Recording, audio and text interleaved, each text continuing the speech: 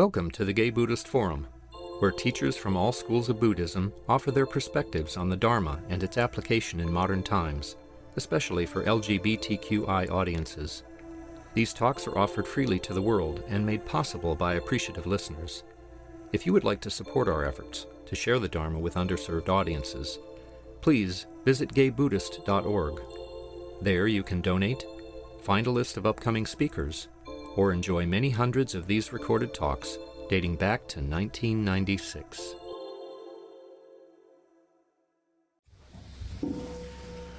So welcome once again. As is our custom, we go around at this point introducing ourselves. I know there are several people here for the first time, so can I see who's here for the first time? What's your name? I'm Larry. Welcome, Larry. Skip. Welcome, Skip. Anybody else? Okay, so let's start this way. My name is Oswaldo. Vin. Jeff. Gary. Kenny. Lee. My name is Mark. Chris. My name is Harley. I'm Tom. I'm Jerry. I'm Roy. Larry. Jack. Jen. AJ. Kent. Let's go away. Jay. Paul. Richard. Paul. Skip. Risha. Paul. Peter. David. Okay, and it's my pleasure to introduce a good friend of the Dharma, one of my favorite Dharma speakers, Jana Drakka. And my apologies for reading off of the electronic equipment, but I promise it will be silent. And just make something up. Okay, I'll make it. Gengetsu Junsei, received Dharma Transmission from Soto Zen Buddhist Lineage from Zenkei Blanche Hartman. Jana's nonprofit organization, Jana Drakka Community Services, provides a wide range of services, including support groups, workshops, classes, and talks. Jana's community work is based in harm reduction principles, a way to meet everyone with complete acceptance and allow for client-centered modality. There are 3 meditation groups a week in San Francisco, which are free and open to everyone. So for details, and then www, you can fill in the rest of the talk. So as to make sure that everybody remembers. So welcome, Jana. Thank you so much. Well, it's just absolutely wonderful to be back here again with all my dear ones. Can everybody hear me all right? Yes. I was just complaining it's been too long. You know, I thought you cared about me more than that. It's been quite a while. I still remember one of my favourite memories is when we went on that retreat to Vajrapani. How many people were on that Vajrapani retreat? Oh, that was such fun. We need to do that again, or at least the skit night part. We could do that part again. I'm sure there's 1 or 2 of you have fond memories of the sex life of the haggis.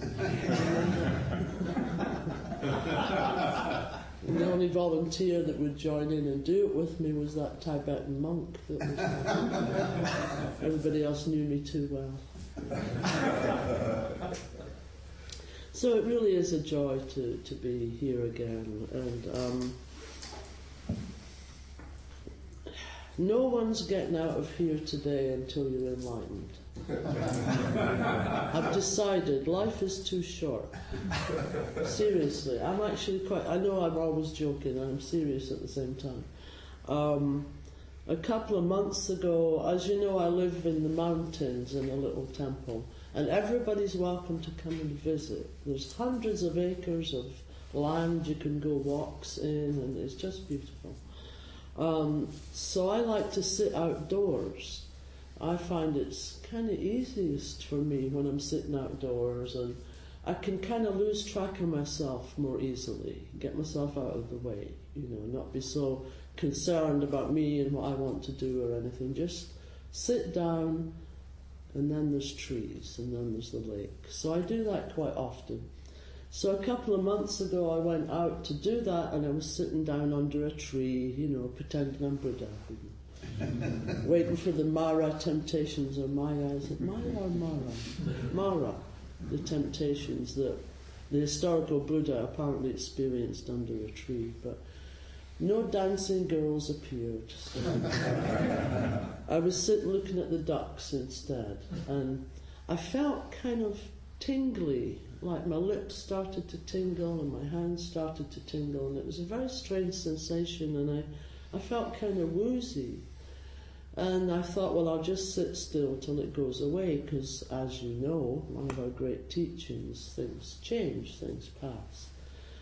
So I sat there and I thought it had gone away, and I thought I had gotten up and walked up to a higher path to walk back to the little temple where I live. And the next thing I know, I wake up and I'm on my back and I'm looking up through the trees at the sky. And, you know, of course there was a white flash of light right before that, so I saw all as one. But I was lying there and I couldn't move a muscle. Nothing would move at all. The only thing that was going on, it was like supremely wonderful, what they call bare awareness practice. Something was just there, but that's all that was going on. And I couldn't even move a finger. And I just kind of lay there, and for a few moments I thought, when I could think again, I thought, oh, maybe this is it. You know, maybe this is me going. Maybe, you know, a clock moved in the brain, and in another few seconds it's going to move a bit further. You know, goodbye, cruel world, you know. So I was just kind of lying there, and then, you know what? It was enormously relaxing. It was incredibly relaxing. Now, you know, I do work in hospice, and some of my guys that I see here work in hospice also.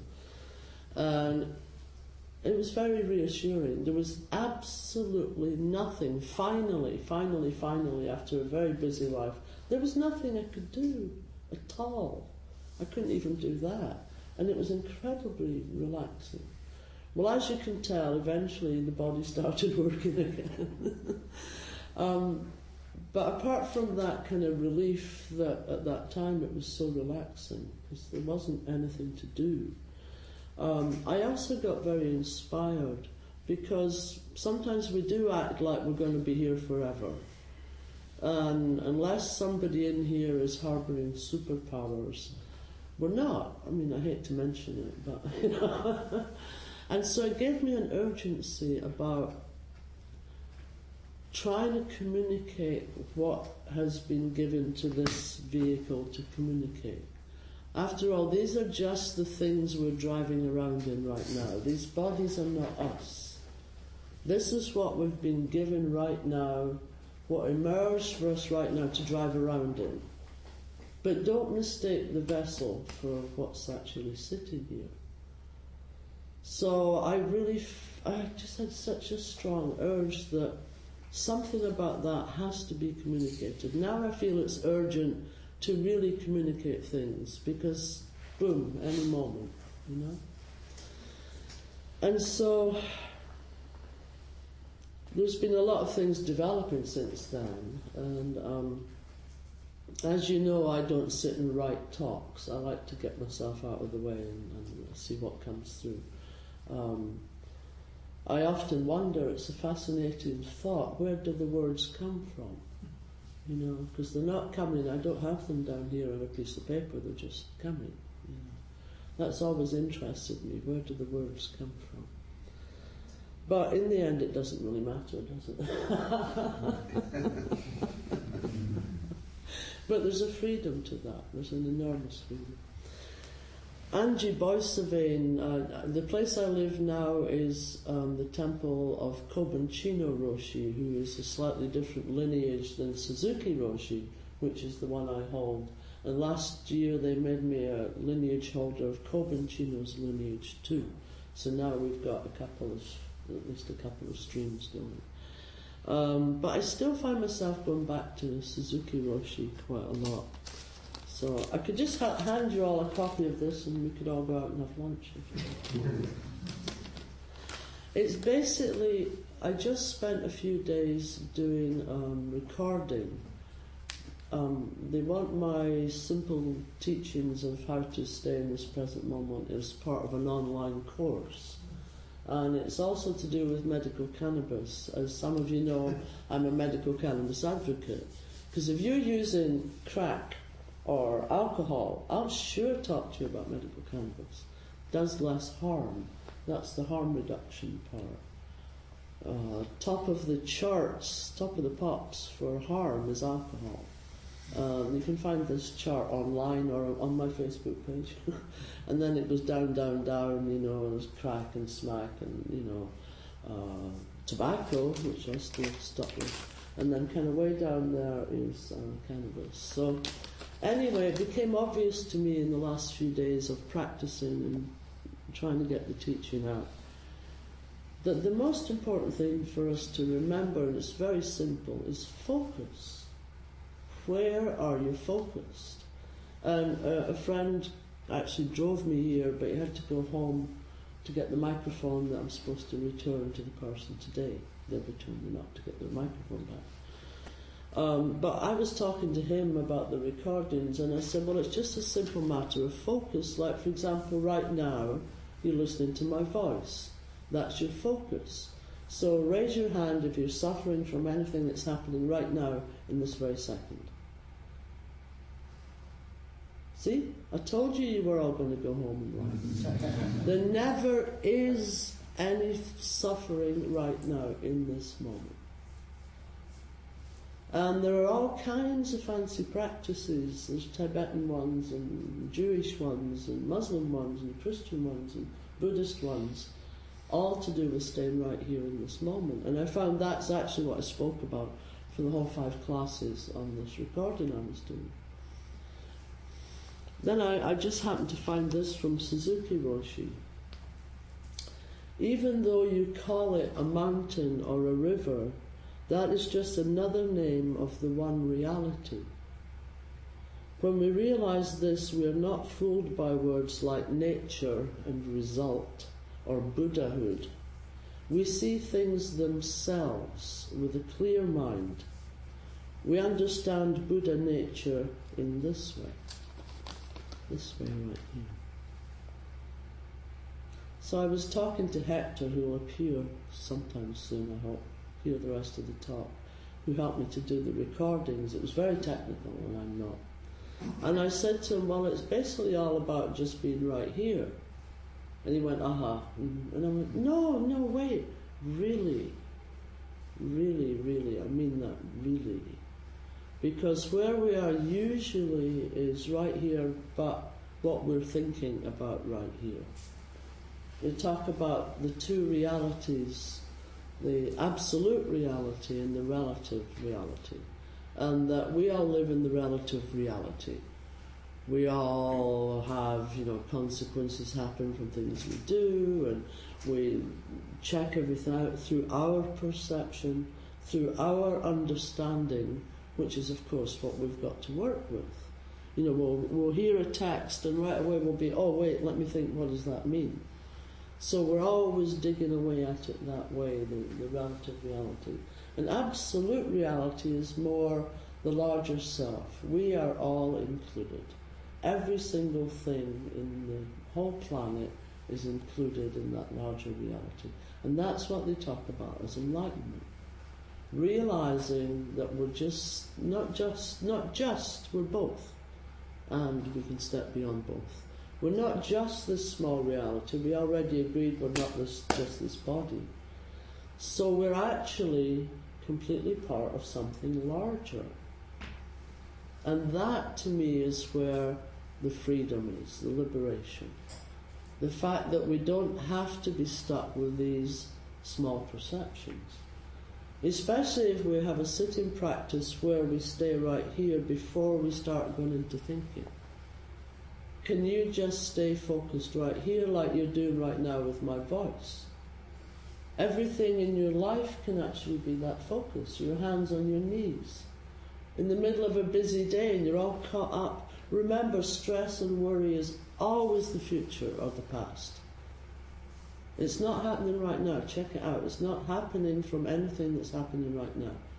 I could get stressed right away thinking about, oh, I hope they like those recordings I made. Oh, and I can feel it in my body right now, but it isn't right now. And that's the great liberation. Because all we actually have is this right now. Blanche, my teacher, Zenkei Blanche Hartman, she says, she laughs, she just had a book published called Seeds for a Boundless Life. And she said to me, really, we only need one page in the book, and all it says is just this, is it. So as her disciple, and I don't mind at all using that word, this. That's it right there. Okay, we can all go now. But it seemed to me somehow, as I say, after that experience of waiting up, lying under that tree, it just seemed really, really urgent to kind of get this across. I mean, I felt such relief the first time I managed to actually just be here. And I've had a lifetime that's included addictions and all kinds of wild stuff, and using things to escape from right now. Oh, I can't stand it, I think I'll do this, that or the other. Of course, I'm Scottish, so in my 20s it was alcohol, in my teens, you know. But we all use something to get away. We don't think we can deal with this right now, but there's nowhere to go to. This is it. I did an afternoon tea up at Jikoji a few weeks ago and told that story, which I can never remember the people's names, but the master and the disciple. And the master says to the disciple, here is the highest peak of the holy truth. Here's the highest holy temple. There it is right there. And the other guy looked at it and went, oh, you're right, what a pity. Because I get the feeling sometimes that we're all waiting for, you know, the golden flash, the lightning strike, you know, the dancing girls or the dancing boys all the time, everything. But this is it. And, you know, sorry. It's focus. And there's a famous story, I think it's Yun Men, but I'm sure if I'm not scholarly enough, someone will correct me with the right name. But that famous story where I think it's Yun Men walking over a bridge and he looks down in the water and sees his reflection and says, everywhere I go I see myself. It was, you know, his enlightenment moment. Everywhere I go I see myself. And I had the understanding of that. You know, you can hear or read the same thing for years and it just keeps changing, you know. Bad memory. Anyway, I don't remember reading that before. No, you can read texts like Zen Mind, Beginner's Mind. I've been reading that for 23, 24 years, and it's still like, wow, really? Oh, I didn't see it that way before. So for a long time, that story made me think of how we're not free, really. It's hard to be free because we're so stuck in our own perceptions of things. And if you've read the Heart Sutra, it talks about, you know, we compose ourselves. The first part is the only physical part, form. So that's the rest of them we make them up. Form. Feelings. As soon as form arises in the mind, we get a feeling about it. Piece of paper. There's peace of mind. But piece of paper arises in my mind, I immediately think, did I write the right thing? I don't like it. And right away, there it is, feeling, I'm away. I'm not here anymore. I don't like it. Feeling, perception, I wrote the wrong thing. They won't love me anymore. Formation, I always write the wrong thing. Consciousness, I'm stupid. And all I thought of was a piece of paper. That's how quickly we go running up the road. Try it next time you're on the bus. I talk to my group sometimes about Muni-bus meditation. Sit down on the Muni-bus, and you can do it right here. There's people you don't know right here. Go on, make some assumptions about them. We sit down, we look around, and it's like we know everybody already. That's us just seeing ourselves everywhere we go. That's just my perception, that person, that kind of person, that kind, prejudgment, prejudice. That kind of person always looks like that. Look at his beard, and I'm off. I've gone. So to me now the urgent thing is, how do we stay right here, because this is all we have? Because there is a true reality beyond our perceptions of it, beyond what we're thinking about it. How do you do that thing it says in the sutra? To carry yourself forward and meet myriad things is delusion. That myriad things come forth and manifest themselves is enlightenment. Here it is right now, it's all manifesting through us right now.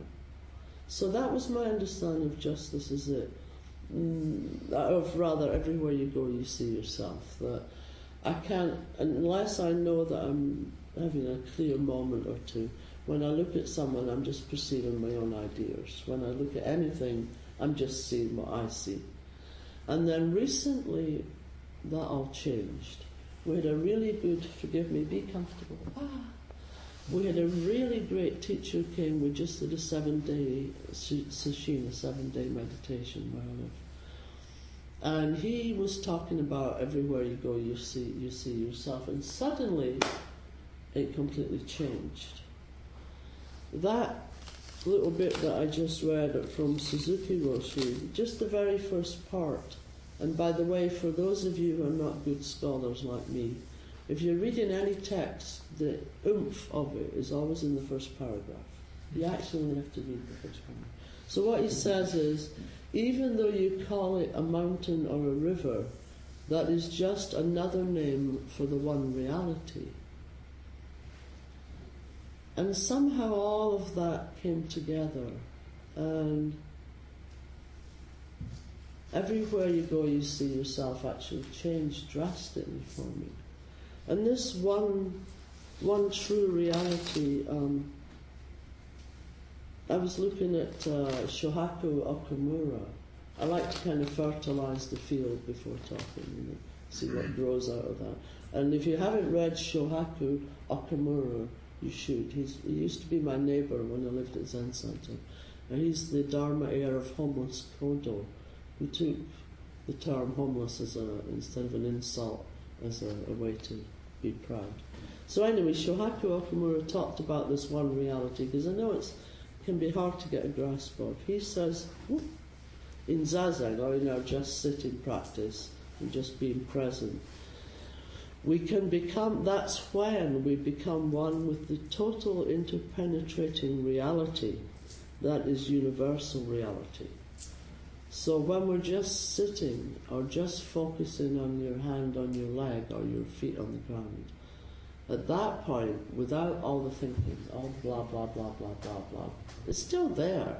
We just don't have to go there with it. At that point, that's when we're experiencing what they call the enlightenment. That's the absolute reality that we're talking about. Just being right there, listening to that. See? Any suffering right now?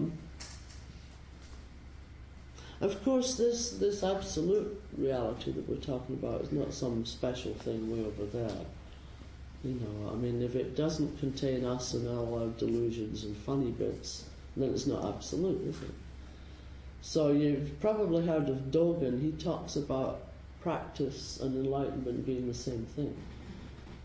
That's because all of this is always contained right now in this moment. The small self, the big self, everything is all contained. So that's what I started to actually perceive. It was a change in the way I was meeting the world. And it's rather like this absolute reality that people talk about. It looked to me, if you can imagine it, I'm very visual, like a giant jellyfish. Right? There's absolute reality. Can you picture a big, giant, wobbly jellyfish? Right, you got it? There's a sceptical look on a few faces. It's just me, it's all right. And then we, as we have our life, become like one of those little things that sticks out. What's the technical word? No, not that one. The other thing that sticks out. Antenna, or pod, or podule, or something. A tentacle, thank you. So the large jellyfish is total reality. This is so technical, I know. And then we come up as a wee tentacle and we stick out from the absolute reality. And that's where we can make the mistake that causes a lot of suffering, thinking that we're something separate. You know, I'm different from him, look at him, I'm not like that, and I'm separate from, pick your one, you know, whatever religion you don't like, or whatever skin colour you might not care for, or sexuality, or some other silly thing you're picking up on. When actually all you're looking at is, I think it's pseudopod, but I'm not sure. All you're actually looking at is something exuding, sticking up for a wee while, from that larger reality.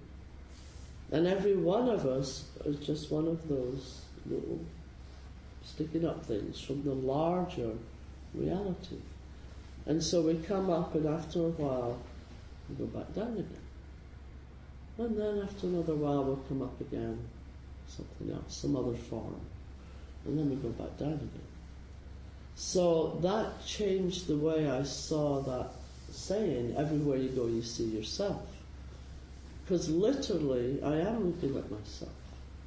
I'm looking at another little exudation, or whatever you might want to call it. And that to me suddenly made a lot of things fall into place.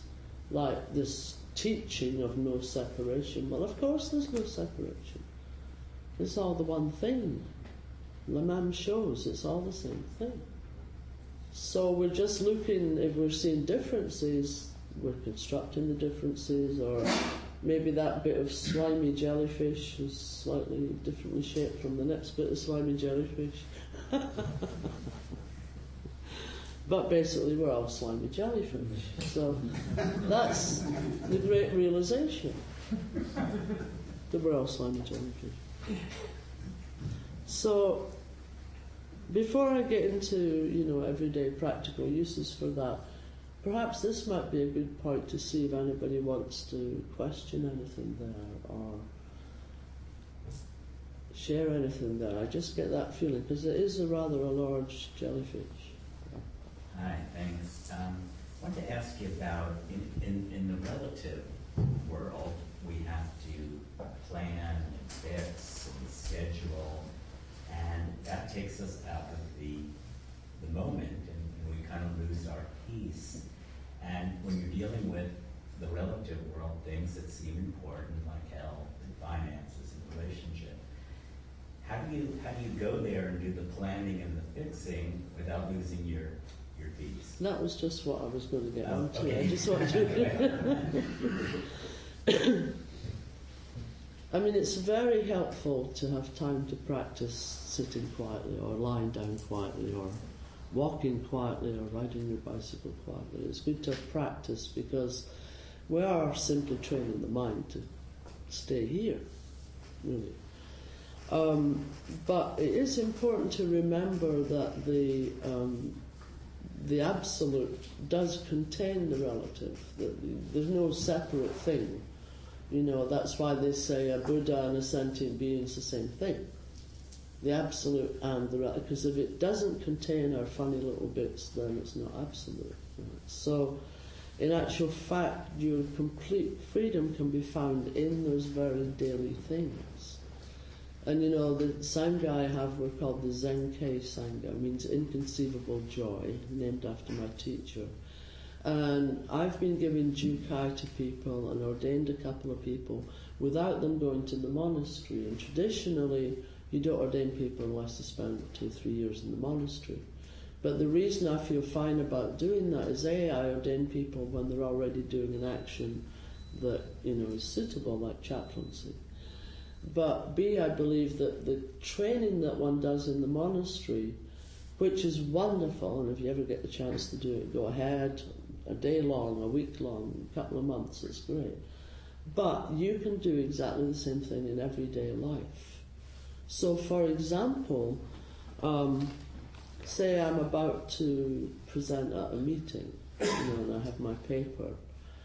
If I'm feeling nervous, just for a few moments, I can remember William Blake, the whole universe in a grain of sand. And we do this for fun sometimes at the Sangha. I can just look down at this piece of paper and make it my complete focus. Just for a few moments. The Tibetans say 3 breaths can break through an emotional cascade or a worry. 3 breaths can change things. So you can take your paper and, oh my goodness, look at that. There's a forest in there, and all those trees grew because the sun shone on them, and the sun shone on them because the planet turned, and there were thousands of people involved in making this piece of paper, the timber people, and I'm actually holding the whole universe right here.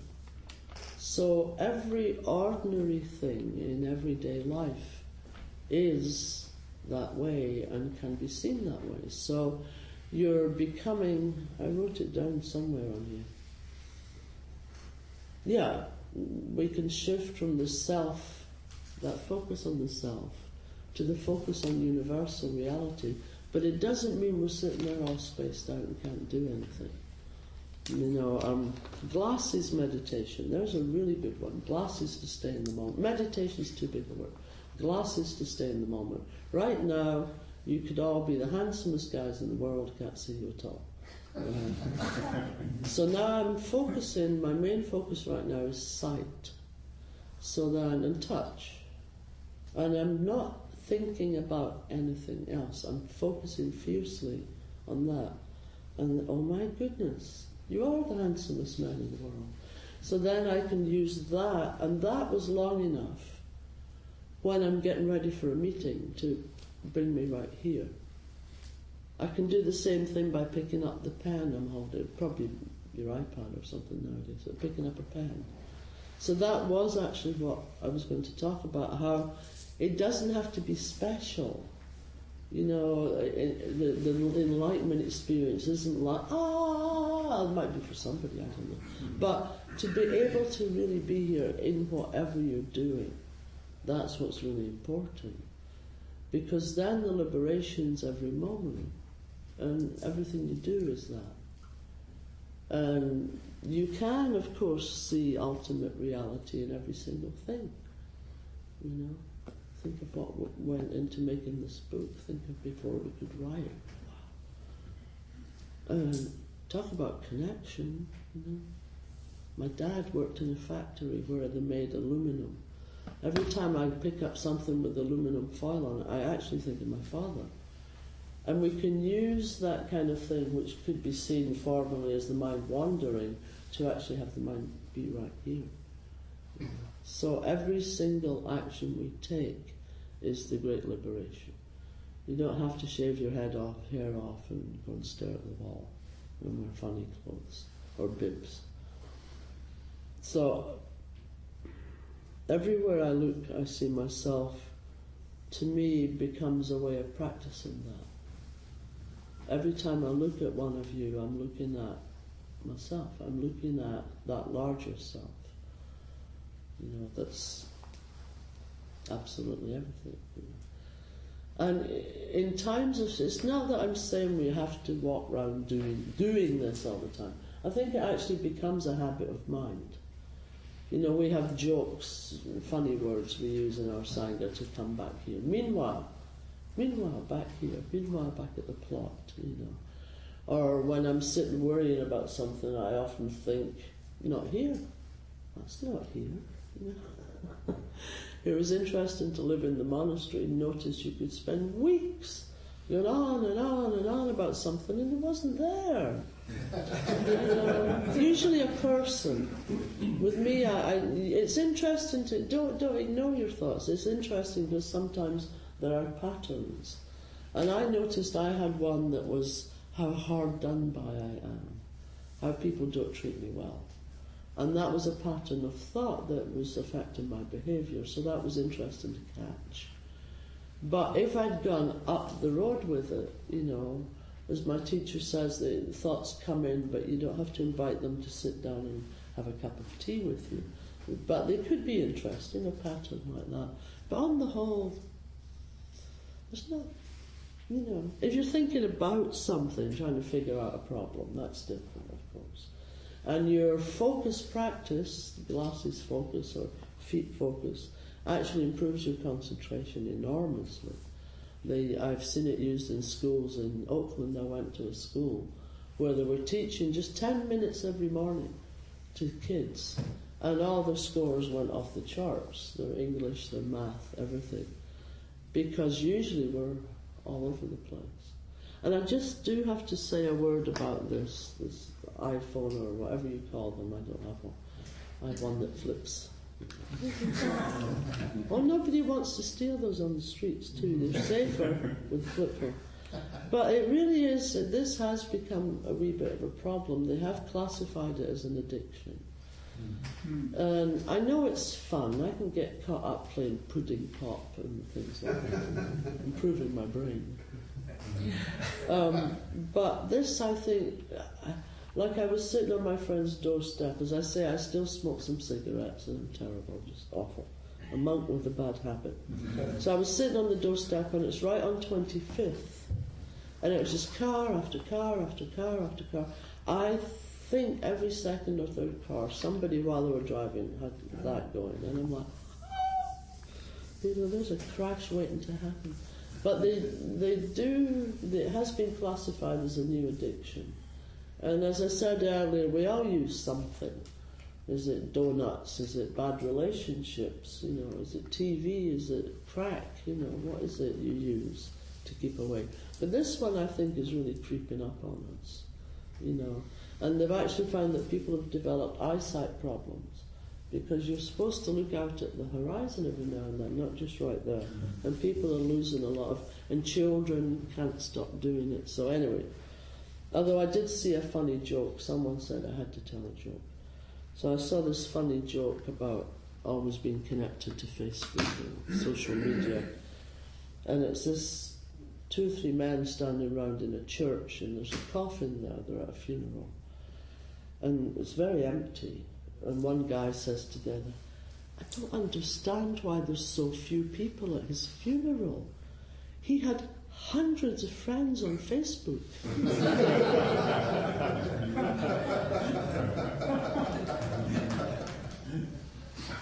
So, yeah, everything you do can actually... And that to me is so vital. I mean, why would you want to be away in imaginings all the time? It's just an escape, and it's not really even an escape. Any other points? We still got a little bit of time. Yes. Oh, what's that? Yes. Make Can yourself being comfortable. present to your imagination be a form of being present? Well, of course, yeah. You're aware that things are going on, and that can be fun, and it can even be creative. But to wander off into it a lot of the time and not be right here. Okay, I see. It's just that you're missing it, because this is all we have, right, this. And we can imagine anything. I mean, I often use the example that I could imagine I'm a short, thin, blonde woman, and nothing.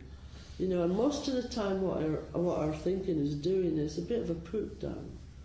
A lot of people in America, I've noticed, don't particularly care for themselves.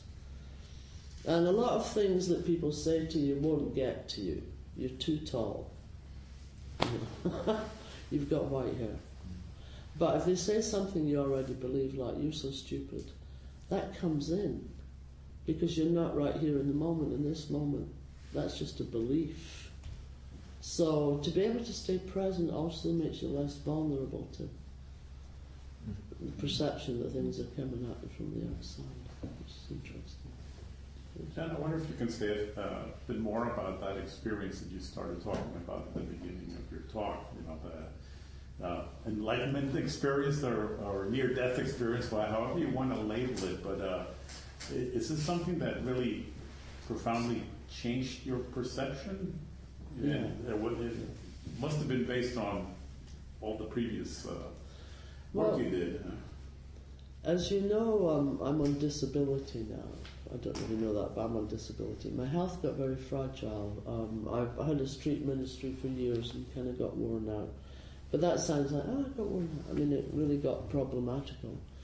And I found out a few years that, cognitively speaking, I'm wired differently from most people. You might have spotted something. In actual fact, that was the proof that these words are not coming from me. Just a wee short story. Scottish people tell stories.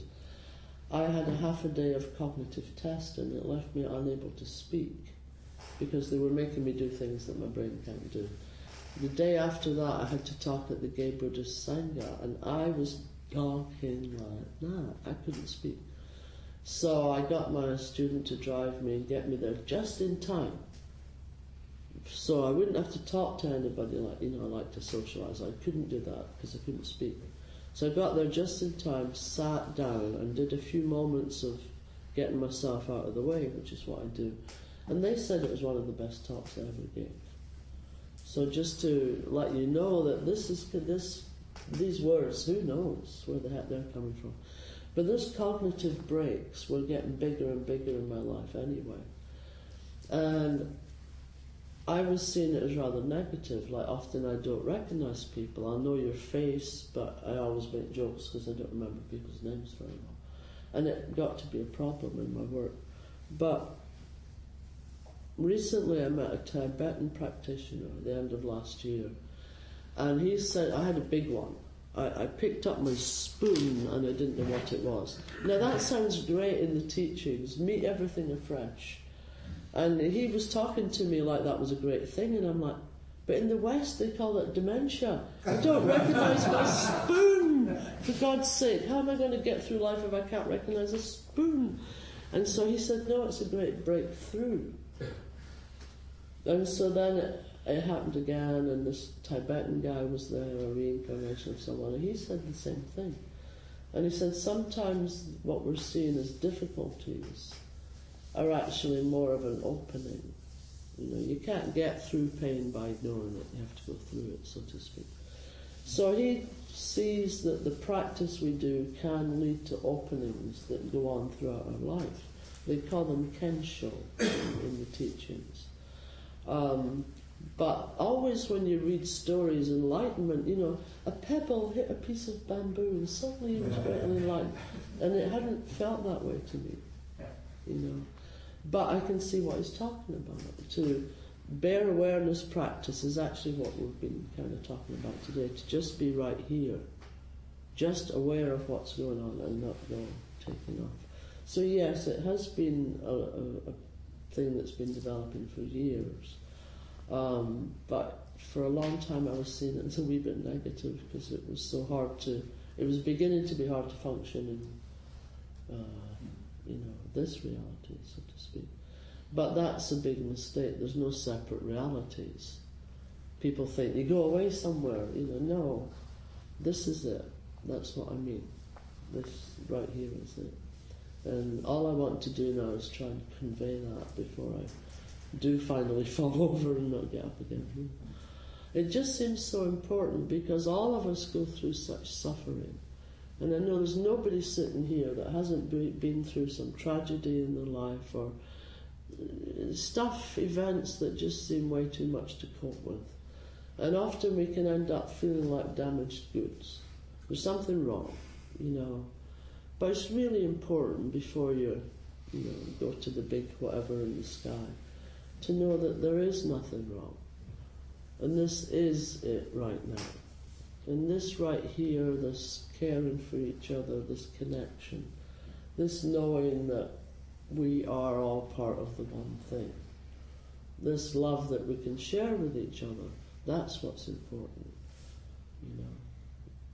Just to be able to know that we're right here. I mean, one time in the middle of the last night of a 7-day sitting, and we'd all been silent, we're all starting to congratulate ourselves. Ooh, did it. Made it through 7 days. And one of the priests who was leading it just suddenly spoke out, and he suddenly said, this is your last breath. And you could kind of hear everybody going, and then he said, the next one's a gift. In fact, they're all a gift. I think it's just really important for us as human beings to realise that it's not, we're not looking for some special golden state where nothing's going to hurt anymore or something like that. That's not reality. But that this right here is reality. And I've never met anyone in the shelters or hospice or on the streets, anybody, or businessmen, or high up Zen people, I've never met anybody that can't do this simple practice of being right here. And I think it gets obscured. People think, well, no, that can't possibly, that's so simple. I'll have to go off and read some Tibetan master, or I have to go run up the road and go and study that. But it is that simple. You know, in the teachings it says intelligence or lack of it does not matter. If this isn't for everybody, I wouldn't want to have anything to do with it. You know.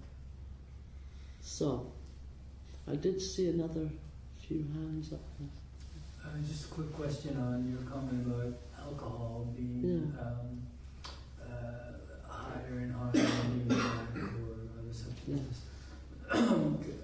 Why does the teachings disdain alcohol to that degree, and is that across the board? You know, having a glass of wine every so often to a 3-day binge, does that?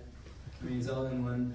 Well, I mean, my angle comes from I want to be able to teach in a way that I can talk to everybody.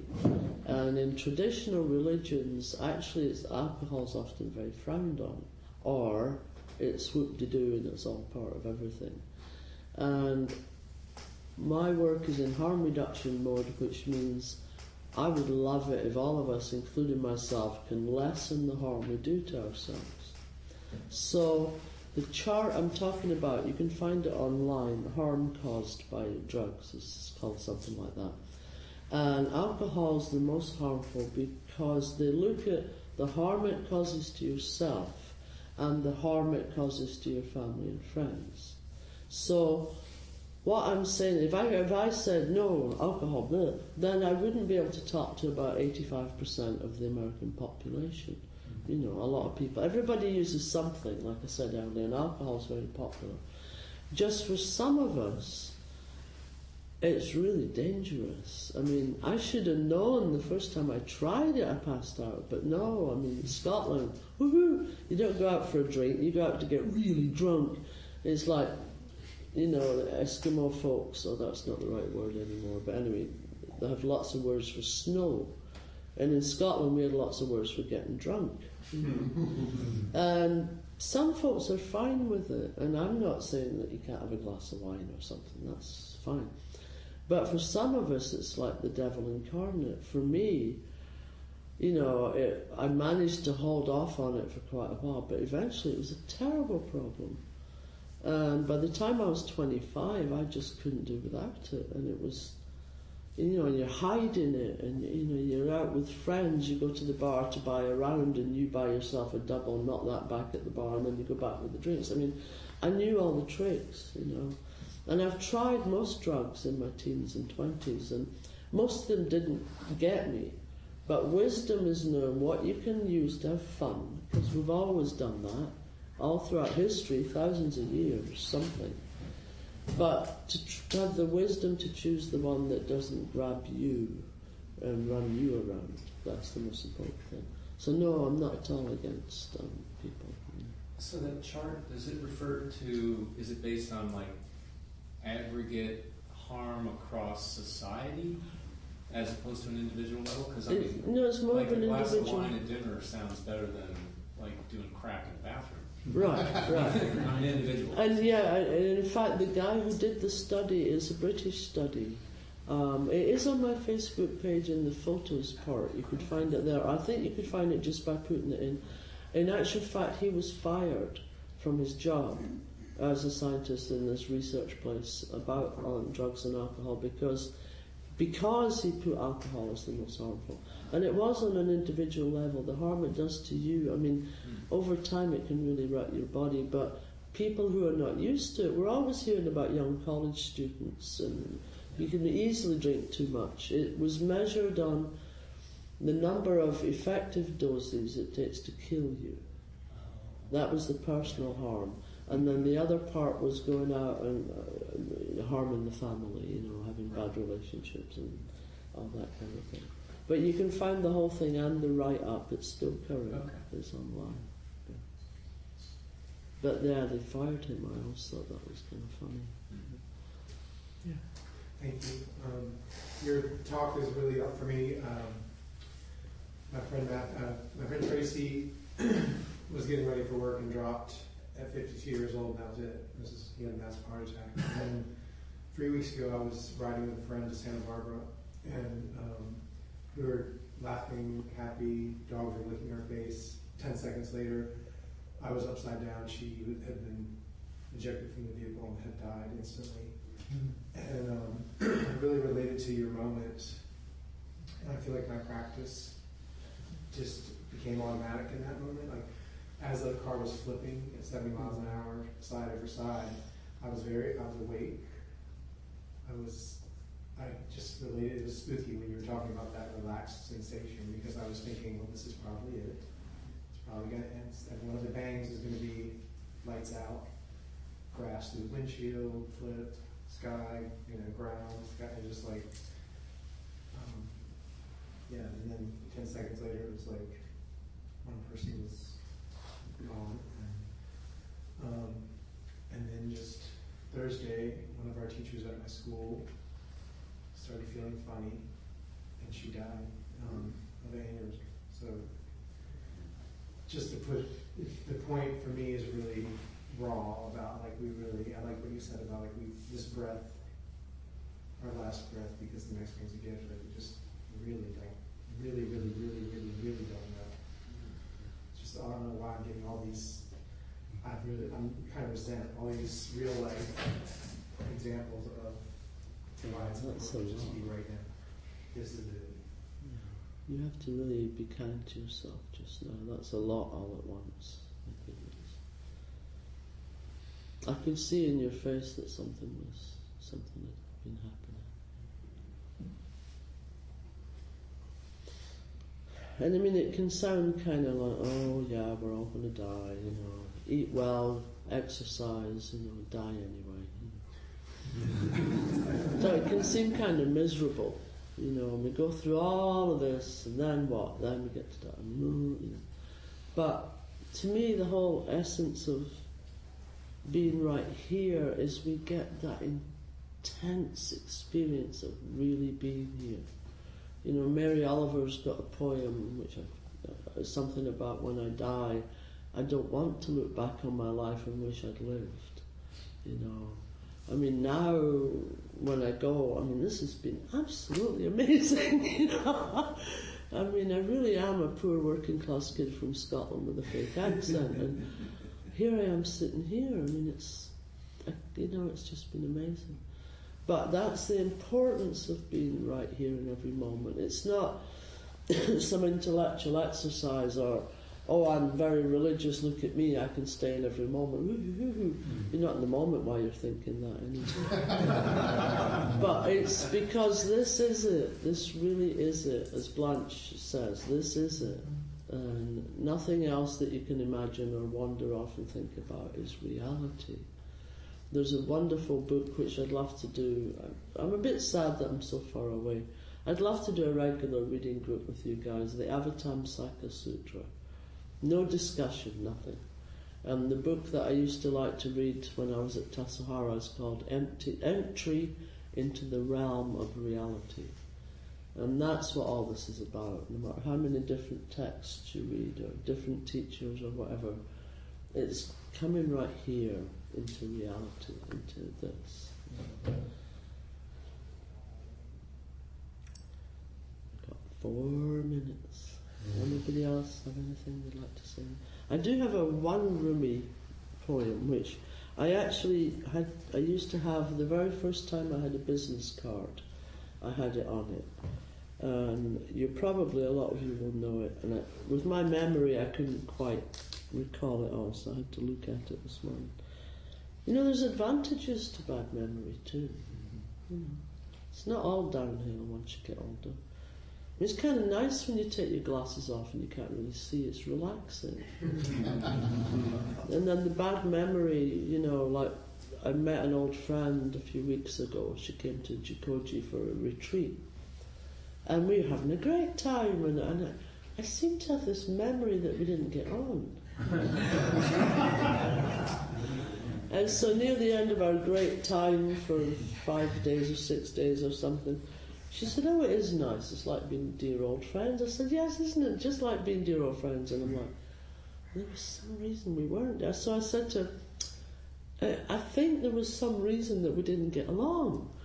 You know, and I remember you made it up to me by sewing the envelope for my case off, for my full robe.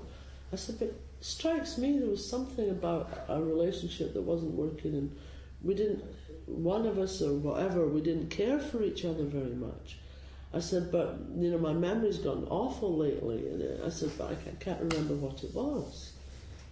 And she said, "Oh, I remember." She said, "I remember every bit of it. I can tell you exactly why we didn't get along." And I'm like, don't. So don't think that your memory going is all bad. I'm free. I've no idea what we fell out about, what we're arguing about.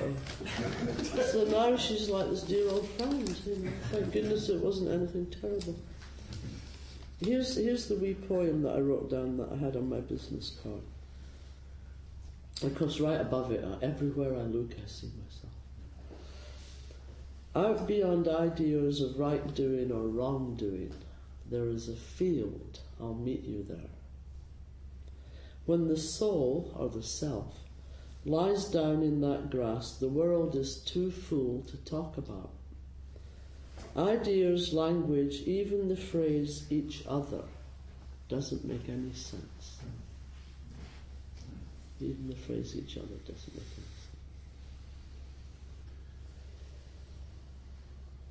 sense. Anything else? I think we're about out of time, so... No, wait, I have to check, is everybody enlightened though?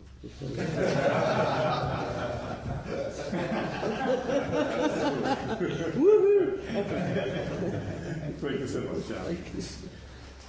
So, a couple of announcements. The usual one about the Dana Bowl, which was the one that will be passed around today. That the suggested donation is $10, and that helps sustain everything we do in this wonderful Sangha. We have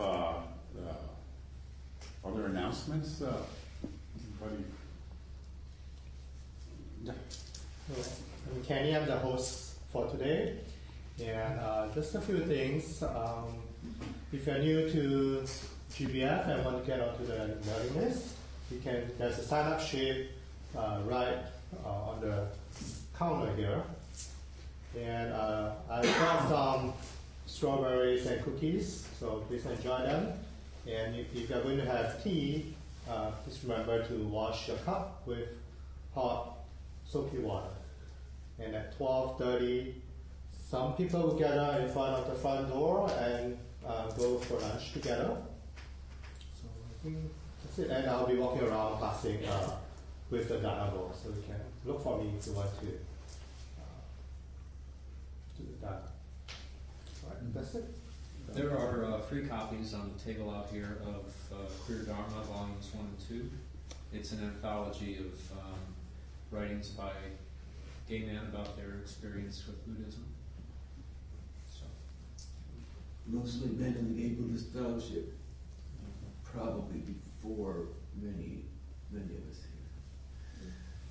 here. And by some of us here. and then some other books too. Did you want to mention those? Yes. There's some others out there. Take a look. Okay, and also next week's Dharma speaker will be John Burney, who's a contemporary spiritual teacher focused on the unfolding of natural wakefulness. It's funny how that thing gets repeated. Wakefulness. Wakefulness. That's when you don't use an alarm in the morning. How to train your cat to jump. I'm definitely not trying to wake Okay, folks, so let's do our dedication of merit.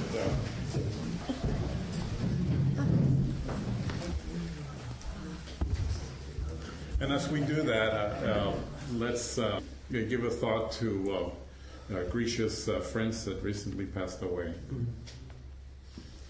By the power and truth of this practice, may all beings have happiness and the causes of happiness. May all be free from sorrow and the causes of sorrow. May all never be separated from the sacred happiness which is without sorrow. And may all live in equanimity without too much attachment or too much aversion, believing in the equality of all that lives.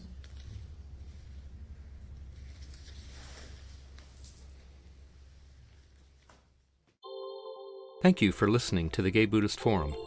If you would like to hear several new talks per month and be notified of upcoming speakers so you can participate live, please subscribe to this podcast, like us on Facebook, and join our mailing list by visiting gaybuddhist.org.